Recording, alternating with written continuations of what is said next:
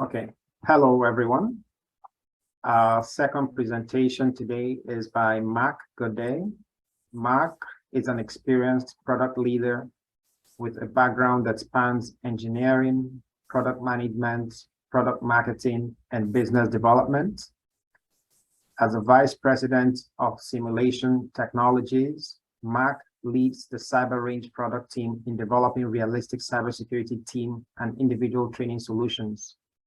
Mark is also a member of the ICTC Leadership Council on Youth and Education and Algonquin College's Program Advisory Committee for Cybersecurity.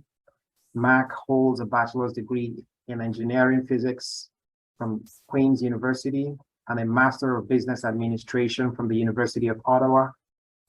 His presentation today is titled Improving Incident Response with Hands-on Security Team Training. Mark, thank you so much for joining us. The floor is yours, please. Thank you very much. Pleasure to be here, and thank you for the introduction.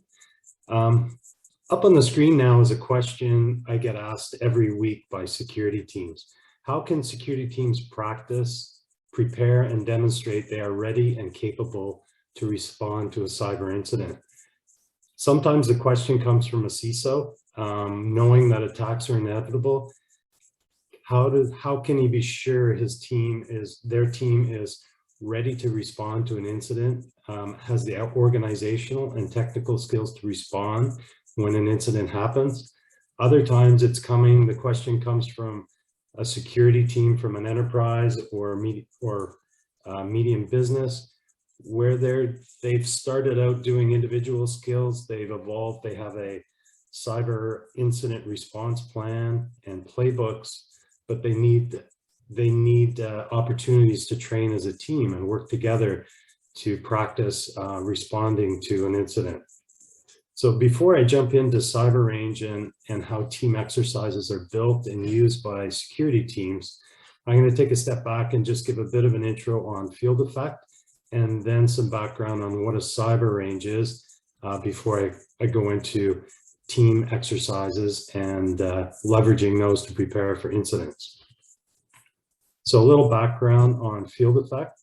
We were founded in 2016. We're a cybersecurity services and product company headquartered in Ottawa. It's almost 200 employees right now.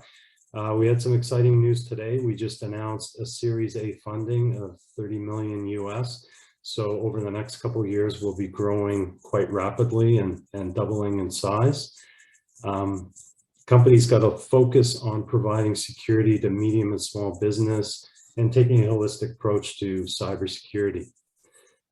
Strong technical team with a lot of people from backgrounds in CSE. We have two main products along with some cybersecurity services such as incident response. So Covalence protects small and medium businesses, monitors, detects, and actively responds to real-time threats by analyzing telemetry data from network sensors, endpoint sensors, and cloud services, and identifies vulnerabilities before attackers do. So a business can take proactive response before they get attacked. The alerts are delivered in what we call AROs, so actions, recommendations, and observations. So basically, we boil millions of data points down into simple, easy to understand AROs, which identify clear actions that can be taken to resolve a vulnerability or avoid a threat. We also, what I'm going to talk about today more is Cyber Range, which is a cybersecurity training platform that's used to simulate and run realistic training environments and threat scenarios for individuals and teams. And Cyber Range is used by a wide range of organizations from universities to military to all sorts of different sizes of businesses. So I kind of compare a cyber range to an LMS, where an LMS delivers instruction with videos and quizzes and reading. A cyber range is more like an LMS for labs. So it builds and creates hands-on training environments to interact with, to do cybersecurity training. This diagram shows like an architecture of field effects cyber range. So at the top, you have different interfaces to interact with the cyber range. So the first is authoring, where you build scenarios, so create environments to train on with virtual machines and software installed to be able to interact, to learn. Then as a student or instructor, you log in to interact with, to go through a course or a training scenario, and then also an event interface. So cyber ranges are used for capture the flag type events and competitions. At the bottom is vCenter. So vCenter is used to configure and provision and manage virtual machines in the training environments. And then beside that is a content library. So a collection of courses, scenarios that are defined within the cyber range that students can interact with, or teams.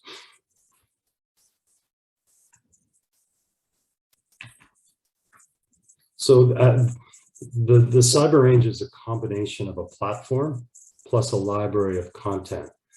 So the library is, if you look on the right, there's courses, events, or exercises. Course could be for an individual to learn something like digital forensics. An event could be a capture the flag event, like we host in Canada for Cyber Titan, which is the national high school competition, or exercises, which could be a team scenario where a team interacts with a simulated attack, for example. On the left, the way we build those courses, events, and exercises is with different elements. So elements could be virtual machines, Windows machines, Linux machines. Those could have vulnerabilities on them. Also, the environment would also, the other elements are services. So things like DNS, DHCP, other services that are running on the network, plus software and data that are installed in the network. And those are put together to build a lab, and the lab is really a network environment. So it could be a simulated network, or for an individual course, it could be just one Linux or Windows machine to interact with. Then we overlay on top of the network or simulated lab dynamic elements. So those could be Halo, which is human actor-like orchestration. So these would be machines that simulate real user traffic on the network. So Halo manages activities on Windows machines, for example, where it simulates users interacting with email, sending and receiving emails, opening files, doing a series of activities that simulates real users on the network. Then the next step is to create objectives. So the objectives are activities that a student or a team would do on the cyber range to interact with the network. So if you were doing a simple course, you would go onto a virtual machine and analyze a log and identify a particular threat, for example. Or in a team scenario, you would be looking for how a breach happened. So what was the access into the network, for example. So a cyber range is basically is a platform used to create networks and environments, as well as a content or courses or scenarios to interact with. So there's a number of use cases for a cyber range across the complete life cycle of cybersecurity training. At the left, you're starting with individual skills and instruction. So a simple course, individual skills required to fill a security role, all the way to red team, blue team, large scale live exercises. I'm a big sports fan, so I like to use sports analogies, and I would often compare a cyber range to a basketball court. At one end, on the individual skills, you go on the cyber range or the basketball court to learn individual skills like dribbling and shooting. And at the far right, at the red team, blue team, it's more like a full basketball game against a live opponent. Or in cybersecurity, it's responding to attack against the professional attackers in the real world. And just like in basketball, you can't jump from individual skills right to a live game. You need to practice things like your offense, your defense, your inbounding skills. So the cyber range creates an environment or a basketball court to do practice those team activities. And there's also some other use cases. So you can also use the cyber range to assess skills, to assess someone, a team or individual skills to be able to perform a particular role. So I'm going to focus a little bit more on the team exercises and how we build a scenario that's used in the cyber range for a team to train to prepare to respond to an incident.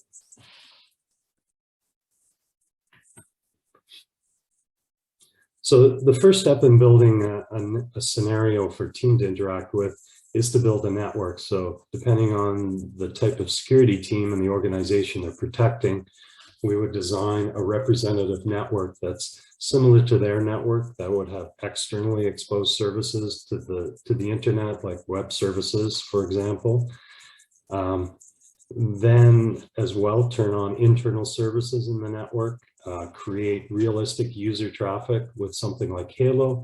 So it looks like there's live traffic, realistic network traffic and users using that network. Then install and run security tools, turn on logging. So basically there's a simulated network running in cyber range that looks just like a customer's network. The next step is to overlay some vulnerabilities into that network. And depending on the scenario we're going to build, the vulnerabilities could be on external facing things like exposed RDP, misconfigured firewall, web application vulnerabilities, or could be internal issues, things like software that's network exposed, that has a vulnerability, version of software that would have a vulnerability inside. So there's a wide variety of vulnerabilities that can be put into the network when we build it or added in.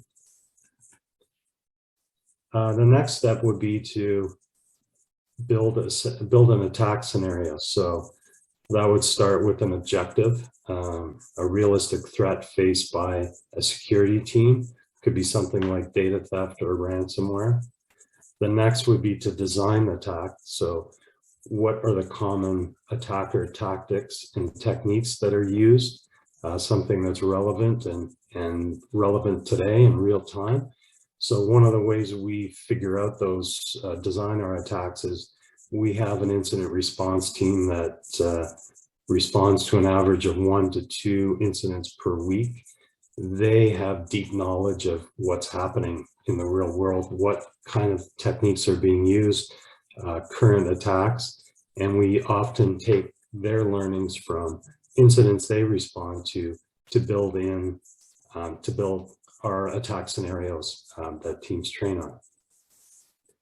Then the next step would be to execute the attack. So we run the attack in the simulated network to produce the training scenario. And the attack could be live while a team is training on the cyber range, or it could be static. The attack has happened, and then the training exercise involves the team coming in to interact with the cyber range and the data produced by that attack scenario.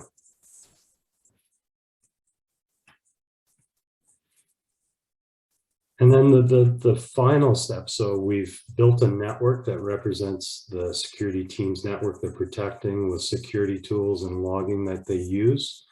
We've introduced some vulnerabilities, or in some cases, the vulnerabilities could be a user, where our Halo system, which simulates users, could open an email, click a link, and launch malware within the network. So that's another way it could be done. So starting with the network,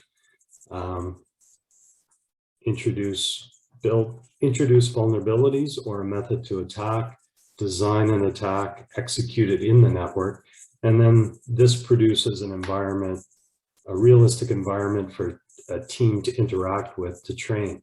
And there could be various different activities that a team could go through using the cyber range. So one is analysis. So coming in, the scenario could be launched from an email. A company receives an email saying their data has been stolen and is being ransomed. So the first step would be to go into the cyber range, interact with the scenario to figure out how the attack happened, if the threat is real, how the attackers got in, how they escalated privileges, moved laterally, accessed the data, what data was taken, when, to what extent. So there can be scenarios just to analyze different aspects of the attack. Then it could also be focused on teamwork. So it's not often that teams get to work together on a problem or practice working together on an incident. So there's value in a team learning how to organize the work, how to approach an incident as a team and interact with that data. Thirdly, a lot of times incidents require an organization to work with a third party. So depending on the skill level of a security team, they might not be the ones to do the deep analysis of the incident. So they may require an incident response team like Field Effects to come in. So part of the training on the cyber range can be focused on how to interact with a third party. So how to gather data, how to take actions directed by the incident response team to be more literate in facilitating the response. Then there are also activities in the cyber range. The training can be also focused on in the recovery. So actions that need to be taken after a breach has happened. So isolate hosts or network sensors, segments, remove attacker accounts, remove malware, restore software from and data from backup. And there could be various objectives. And one of the objectives we're starting to see is basically demonstrating capabilities. So we're seeing a maturity in the market where companies have an incident response plan. They have playbooks. They're starting to do tabletop exercises, but the tabletop exercises don't really go into the technical response. So CISOs, CEOs are worried or would like to see some demonstration that a team can respond to a cyber incident. So it's kind of analogous to pen testing of applications. So there's a regular cadence of pen testing. You know, from a CISO office, you can see a list of vulnerabilities when they're being addressed. When you take the organization as a whole and their ability to respond to an incident, there's kind of it's a bit gray. So CISOs are looking for an exercise that can stress their team to practice their incident response and demonstrate that they have those technical skills. So just going back to a cyber range, it's basically a platform that can provide an environment for students or individuals or teams to interact with to develop cyber skills.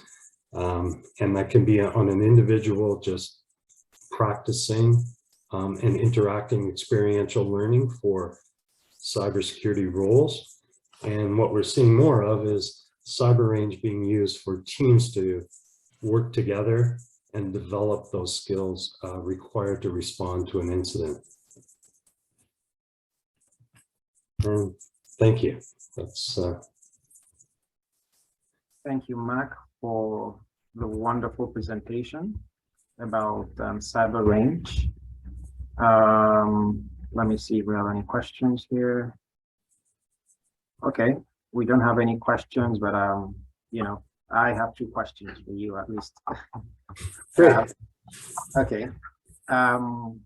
Who are your typical target customers for the cyber range? That would be my first question.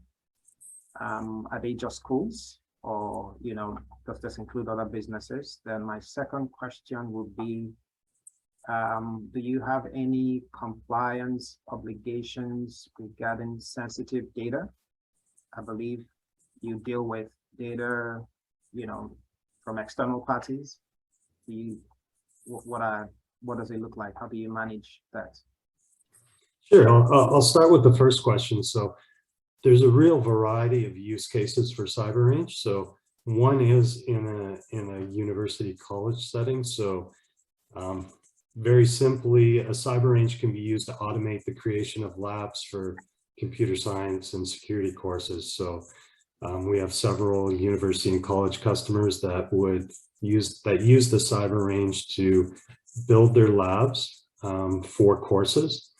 They're also used for research. So where we can build environments in the cyber range to teach with, you can also build sandboxes to test things. So install software, see how malware works, run different scenarios in more of a research kind of environment. So that use case is designed to, there's a huge gap in the cybersecurity workforce. So globally, there's roughly 3 million unfilled cybersecurity professional jobs. So there's a big focus on trying to fill those, and a cyber range provides the experiential learning for training for cybersecurity roles. So we're seeing a whole bunch of programs, universities, colleges, plus other boot camps to upskill people upskill people so they can enter the cybersecurity workforce. And then where I talked a lot today was more on team exercises. So, within a business, small, medium enterprise, or large enterprise, military, there's a focus on upskilling existing staff, plus using the cyber range for team exercises, right from mini team exercises through to full large scale red team, blue team kind of live simulations. And then your second question was more on data. So, we don't have a lot of sensitive data. So what we do have is the results of training exercises. So student information, course activity, how they performed on a particular course. So it's sensitive, but not as sensitive relative to other cybersecurity data. Okay, I think that's it. Once again, thank you for participating in our webinar series, and have a wonderful day. We hope to see you again soon. Thank you. Thank you. All right, bye-bye.